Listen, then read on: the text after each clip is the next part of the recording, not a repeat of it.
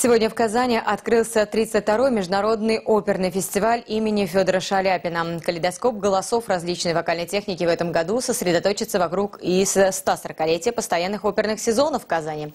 В 1884 году в Казани состоялось первое представление на музыку Глинки «Жизнь за царя» и «Расцвет искусства», которое по популярности превосходило драматические постановки, что, собственно, наблюдается в Казани и в нынешнем столетии.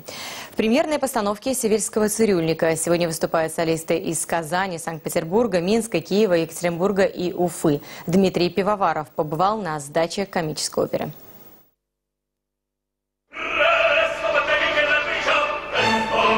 Опера «Буф» итальянского автора Джоаккино Россини переживает уже третье столетие и выработала определенную замыленность и штампы, считают классические постановщики, не сбрасывающие со счетов развитие современного театра и трансформацию классики. А посему шлейф воспоминаний помещен в эдакий парящий сундук, который при определенной динамике превращается в площадку для разыгрывания узнаваемых мизансцен. Внутренняя часть сундука с хаотично наброшенными декорационными деталями из предполагаемых спектаклей разных лет и идущих по миру остается не совсем реализованной. В новой постановке не следует искать конкретное место действия. Это микс из ассоциаций и ассорти из примет времени, прежде всего в костюмах разных эпох.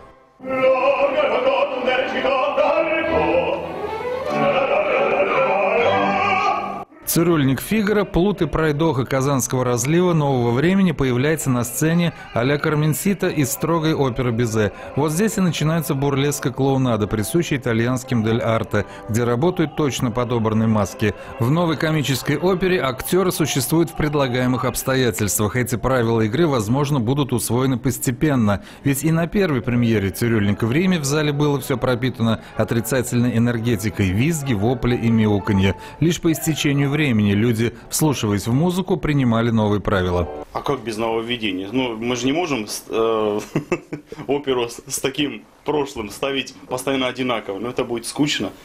Даже фильмы там, через какие-то 20-30 лет какие-то особо понравившиеся удачные сюжеты, их переделывают, то есть снимают новые режиссеры, это нормально, а тут в опере столько лет, лет уже и памяти нет. В постановке Юрия Александрова несколько составов. Это премьерные звезды и группа, которая уже в конце месяца поедет в Голландию. Кстати, там билеты на новый татарстанский оперный продукт искусства были проданы год назад. К слову сказать, в Германии билеты начинают продавать за 2 года. Система абонементов и интернет-продажи – это норма для любой страны с сетью музыкальных театров, где образы прошлого находят новое рождение.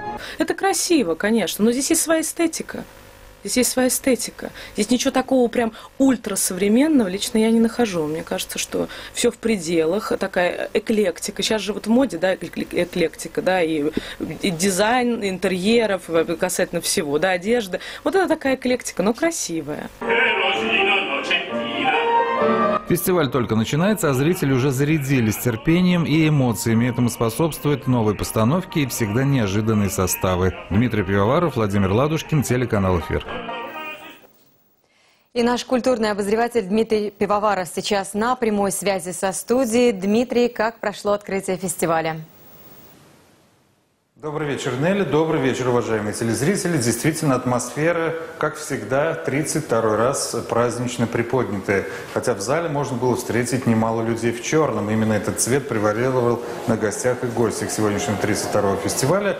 К этому цвету разные отношения, но он символизирует собой итальянскую оперу, в которой немало страстей, смерти, инцеста, вообще такого накала драматических проявлений человеческих чувств, что и врагу не пожелаешь. Хотя на сцене сегодня обилие красного цвета. Вот на таком сочетании красного и черного, наверное, построится вся драматургия Шаляпинского фестиваля, который, в принципе, знаком всем меломанам, которые успевают приобрести билеты, но не как, конечно, в Германии и в Голландии, а чуть позже. Это удается всего за один день тем счастливчикам. Они заполнили сегодня зрительный зал.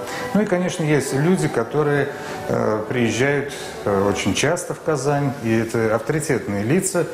Конечно, Святослав Белза. В первый раз мы снимали Святослава Белзу в мае 1994 года на одном из нурийских фестивалей. С тех пор его появление в Казани – это определенный знак качества, так что ему слово. кто из певцов откажется приехать, понимаете, на фестиваль, который носит имя Шаляпина, певца на все времена, тем более приехать в город, где он родился.